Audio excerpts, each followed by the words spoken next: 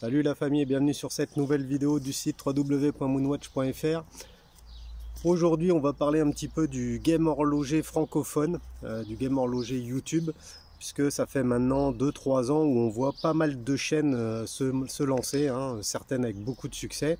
Alors certains font la course aux followers et se tirent un peu dans les pattes. Moi c'est pas du tout ma politique, du coup je vais détailler avec vous les chaînes que je suis. Alors c'est une liste qui n'est pas exhaustive parce qu'il y a beaucoup de chaînes, j'en suis beaucoup. C'est les principales et je vais vous dire ce que j'aime et ce que j'aime pas dans chacune de ces chaînes. Alors on va commencer par les chaînes à succès que tout le monde connaît. La première évidemment c'est celle de Francky, Franck Sensé. Donc Franck Sensé c'est un journaliste spécialisé dans l'horlogerie et le monde des montres. C'est son métier, il sait ce qu'il fait, il sait ce qu'il dit. Il a un très gros réseau, il nous présente souvent de très belles pièces. Et c'est probablement celui qui a accès au plus beau garde-temps du marché. J'aime beaucoup le style de Franck Sensé, c'est toujours décontracté. Par contre, on note la touche journalistique et c'est vrai que c'est assez rare qu'il critique des produits qu'on lui prête, évidemment. La deuxième chaîne que je suis, qui est plutôt pas mal, c'est celle de Clément Entreprend. Alors Clément, il s'est lancé dans le game il y a peut-être 3 ans, 3-4 ans, je ne sais plus exactement. Et j'aime beaucoup cette chaîne parce qu'il fait des interviews de personnalités que je ne connais pas. Là récemment par exemple, il a fait le CEO de Chapek. Je ne connaissais pas du tout cette personne. C'est toujours des interviews très intéressantes. Clément est assez naturel. Souvent même on a l'impression qu'il est un petit peu intimidé quand il interviewe les gens. Et ça j'aime beaucoup. C'est original et un petit peu comme Franck Sensé, Clément commence à avoir un très beau réseau. Il a fait des interviews de Beaver, de personnes comme ça. Du PDG de MBNF aussi. Enfin bon, il commence à avoir un très beau réseau et ses vidéos sont toujours de qualité. Alors là, vous voyez, je me prends le soleil en pleine face. Aujourd'hui, il fait beau et comme de par hasard, le jour où je filme. La troisième grosse chaîne YouTube, c'est celle du Calibre, que tout le monde connaît. Alors le Calibre, ils sont surtout connus pour du watch spotting. Alors c'est quoi le watch spotting? En gros, c'est savoir quelles sont les montres de Pierre Ménès. Alors autant vous dire que c'est pas du tout ma tasse de thé. J'aime pas du tout ces vidéos. J'y vois pas d'intérêt et c'est pas des vidéos qui me donnent envie d'acheter des montres, de savoir que Franck Ribéry il porte une Audemars Piguet ou une Hublot. Franchement j'en ai rien à foutre. Par contre il y a une chose que j'aime bien sur la chaîne Le Calibre, c'est quand ils font des reportages sur les marques, notamment il y en a deux que j'ai beaucoup aimé. Les vidéos sur la marque Breitling, c'est très bien expliqué, c'est dans la justesse, et la vidéo sur la Rolex, je crois que c'était la GMT Master, où là encore c'est très bien expliqué, même si on n'est pas passionné d'horlogerie, qu'on n'est pas expert, puisque de toute façon on n'est pas expert, c'est vraiment quelque chose de très sympa à voir, je vous invite à aller le voir. C'est les vidéos que je préfère sur Le Calibre. À côté de ça, Le Calibre a une chaîne alternative, MTC, Monte ton Calibre, où là c'est plus de la revue de passionnés. Et ça j'aime bien parce que c'est un petit peu comme Moonwatch si vous voulez, c'est-à-dire que c'est des possesseurs de montres qui parlent de la montre. C'est pas du placement de produit, enfin pas toujours. Et du coup, on a vraiment l'expérience utilisateur et généralement les gens disent ce qu'il y a de bien sur leur montre, mais aussi ce qu'il y a de moins bien. Et ça c'est quelque chose d'important parce que souvent quand on regarde des vidéos, on n'a que des critiques positives, on n'a jamais de critiques négatives. Et pourtant, même sur une montre à 1 million d'euros, vous allez avoir des points qui ne vont pas, l'épaisseur, la lunette qui tourne mal, enfin je ne sais quoi. Notre grosse chaîne à succès, c'est la chaîne Montrez-moi, la chaîne de notre ami Joao. Alors Joao, moi j'aime beaucoup ce qu'il fait, parce que c'est naturel, c'est sans prise de tête. Je regrette un petit peu qu'il soit moins actif ces jours-ci, mais bon, il a une vie à côté, il travaille, donc pourquoi pas, il a d'autres priorités, ça se comprend. Joao, c'est aussi un des rares qui m'a cité au début quand je me suis lancé, quand j'ai lancé Moonwatch. Et ça, je tiens à le remercier parce que mine de rien, ça permet de se faire connaître un petit peu comme la vidéo que je fais aujourd'hui. Même si vous n'êtes que 3000 ou 3200 abonnés sur ma chaîne, je doute pas que si vous ne connaissez pas les chaînes, vous irez jeter un coup d'œil et qui sait, peut-être vous abonner si le contenu vous plaît. Donc merci Joao.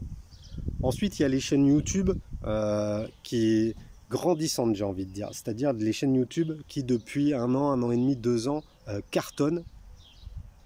Et des fois on sait pas pourquoi. Même si des fois on sait, des fois on sait pas. Parmi ces chaînes, il y a WatchArch, la chaîne des deux frangins. Alors moi, c'est pas trop ma tasse de thé parce que c'est trop formel comme chaîne.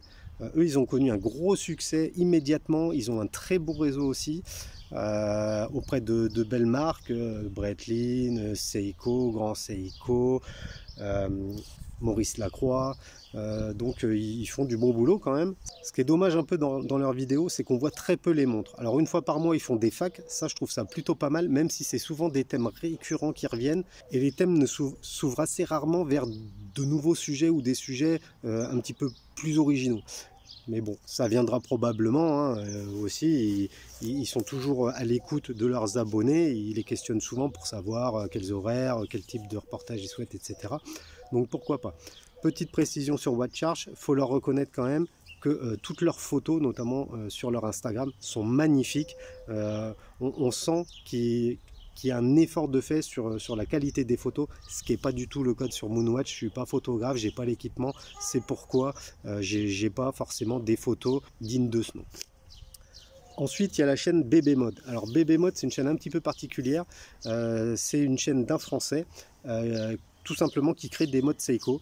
Alors faut aimer hein, ce monde-là, le monde des modes. C'est pas trop mon kiff non plus, mais il a sa communauté. Ses vidéos sont plutôt bien faites, c'est dans des formats très courts. Au début de sa chaîne, il faisait des tutos justement pour créer son mode, comment changer le disque de date, comment emboîter un mouvement, comment changer le verre sur un boîtier, etc. Très intéressant comme chaîne. Ensuite, il y a une chaîne que j'adore, c'est probablement celle sur laquelle je passe le plus de temps, c'est la chaîne de Xavier Dealicious. Pourquoi j'aime beaucoup cette chaîne? Parce que Xavier, il a amené une nouvelle forme de reportage dans le YouTube Game horloger francophone. Il fait des interviews de passionnés pour les passionnés. Et ça, c'est quelque chose de très intéressant parce que ça permet, un, d'avoir le vrai ressenti par rapport à la montre, et deux, ça permet de voir des pièces horlogères qu'on ne voit pas forcément sur des autres chaînes. Ça peut être du vintage, ça peut être du moderne, ça peut être de la micro-marque, de la petite marque. C'est vraiment très bien fichu. En plus, Xavier, il mène très bien ses interviews. J'aime beaucoup. Et en plus, il fait gagner des casquettes. Et je ne vais pas vous mentir, un jour, qui sait, peut-être, si je passe sur sa chaîne, j'aurai une casquette. Ou pas, parce qu'il faut quand même gagner le quiz. Et c'est pas forcément facile, même si souvent il sollicite la régie. Autre grosse chaîne francophone que je regarde, et franchement, je la regarde, c'est juste parce qu'elle me fait marrer tellement elle est ridicule, cette chaîne, c'est Olivine. Olivine, de Olivine Prestige, hein, Monsieur Vautrin, qui est expert de ce qu'il nous dit. Pourquoi pas, hein, c'est quelqu'un qui s'y connaît sûrement, c'est son métier. Je la regarde parce qu'il nous présente toujours des Rolex uniquement, mais des Rolex, c'est vrai qu'elles sont toutes superbes. Ce que j'aime moins sur sa chaîne, c'est que quand vous l'écoutez parler, même si vous avez des Rolex, des AP, des Patek, ce que vous voulez, vous avez toujours l'impression que votre montre, c'est de la merde.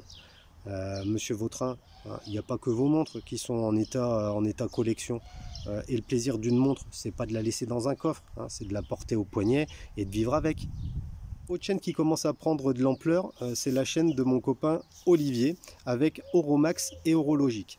Donc il y a une chaîne anglaise, une chaîne française, et il présente beaucoup de montres chinoises notamment. Et ça, c'est ça que j'aime bien aussi, c'est cette ouverture d'esprit vers des montres pas suisses et qui ne coûtent pas forcément 5000 balles. Donc Olivier présente pas mal de montres qui proviennent d'AliExpress ou d'Amazon, et ce sont des montres généralement en dessous les 500-600 euros, et il nous dit quelles sont les qualités de ces montres, et il nous dit également quels en sont les défauts.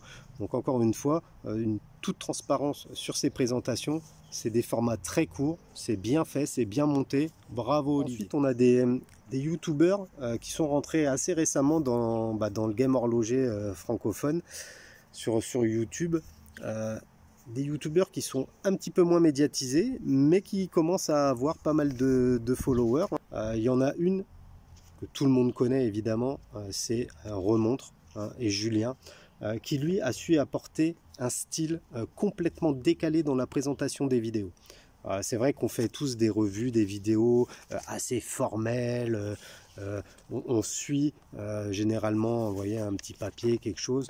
Julien, lui, il est parti sur un ton complètement décalé, et c'est ce qui amène le succès de sa chaîne, parce que franchement, elle est géniale sa chaîne, on rigole beaucoup, c'est toujours sur le ton de l'humour. En plus, Ils nous permettent de découvrir des marques qu'on ne connaissait pas, Vasco, Charlie Paris, qu'est-ce qu'il y a eu d'autre, enfin, bon, ils nous parlent de marques pas forcément qu'on voit sur d'autres chaînes, et ça c'est plutôt bien. La chaîne de Julien, je pense que vous êtes abonné dessus, mais comme pour toutes les autres, n'hésitez pas à aller faire un tour. C'est vraiment une très bonne chaîne avec du contenu divertissant. Voilà, divertissant, c'est sans prise de tête. Ensuite, il y a la chaîne Amateur de montres. Alors, Amateur de montres, j'aime beaucoup parce que c'est quelqu'un comme vous et moi. Pareil, pas de prise de tête, ça pète pas plus haut que son cul. Il présente les montres qu'il a, il propose des sélections de montres à 1000 euros, à 5000 euros, etc. C'est sympa, d'autant plus qu'il nous explique également les problèmes qu'il a rencontrés sur certaines de ses montres, comme par exemple sur sa Seiko alpiniste. Ensuite, on retourne en Belgique, parce qu'en Belgique, ils sont beaucoup. Il y a Joao et il y a aussi Copain des montres. Donc, Copain des montres, c'est quelqu'un qui a une belle communauté. Et ses vidéos sont toujours très très bien montées. Et il a toujours des petites remarques pertinentes qui saisissent pile là où il faut. Ça, j'aime beaucoup. Alors, c'est vrai que c'est quelqu'un qui présente souvent des vidéos assez dress-watch, assez habillé. Je ne crois pas avoir vu sur sa chaîne des vidéos ultra décontractées, type Citizen, Casio ou des modes ou ce genre de choses. Copain des montres qui possède une très belle collection. Il a notamment une Omega Deville, je crois, qui est de toute beauté. Une chose que j'aime bien également, c'est qu'à la fin de l'année ou au début de l'année, je ne sais plus trop, il fait une vidéo sur ses prochains achats et sur les achats qu'il a effectués dans l'année, un petit débrief un petit peu de ce qui s'est passé et de ce qui va se passer, et ça c'est très sympa. C'est pas impossible que je te vole le concept d'ailleurs. Et pour finir, je vais vous parler de mes coups de cœur. Ça commence avec Watchalist. Alors Watchalist, le concept je le trouve pété. C'est trois potes qui n'ont rien à foutre le samedi soir, qui se foutent en stream et qui se mettent à parler d'horlogerie, de tout et de rien. Donc ça c'était l'idée de base, à se faire des petits jeux là, des quiz, des machins. Et ils ont un autre concept sympa, c'est il y en a un qui choisit un thème, et ils ont un concept sympa aussi, c'est il y en a un qui lance une idée, et ils se mettent les trois à débriefer dessus, à donner leur avis, plus ou moins objectif. Enfin, franchement c'est pété, je trouve ça génial, c'est dynamique puisqu'il y a de l'interaction entre eux et avec leur auditeur, donc ça c'est plutôt pas mal également. Seul petit reproche peut-être, c'est qu'on est toujours sur des montres d'un certain standing, et c'est dommage, j'aimerais bien qu'ils fassent le même genre de truc avec des montres à 100 balles par exemple. Ensuite, il y a la chaîne d'horlogerie francophone.